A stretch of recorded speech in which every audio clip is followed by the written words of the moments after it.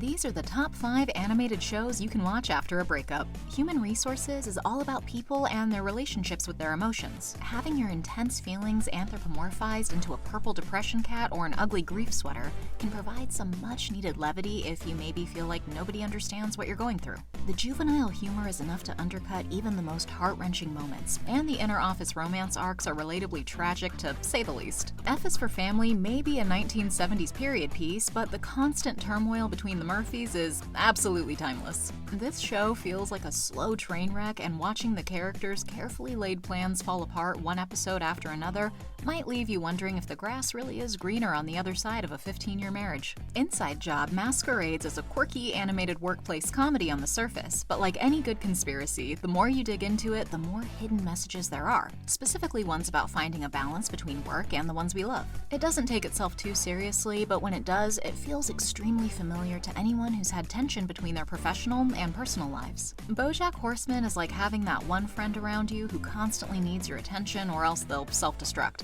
giving you no time to feel bad about your own choices, or at least just making you feel like a better person by association. And just in case you start relating to BoJack himself, the show spins a cautionary tale of the dangers of self-loathing and living in the past. BoJack Horseman might just be the system shock you need if you're still reeling from a nasty split. The Midnight Gospel is an out-of-body experience that will take you on a wild journey to the far-off corners of your mind and leave you crying, giggling, and everything in between. Duncan Trussell's comedy bits turn into deep conversations about the nature of reality, space, time, humanity, and most notably, loss. To say it's cathartic would be an understatement, and it would also be irresponsible not to have it at the top of this list. And there you go. Those are some of the best animated comedies you might want to watch if you need a little something to fill a hole that was left in your heart. But I want to know what you think. Let me know in the comments which shows you watched if you went through a breakup and what I should talk about next.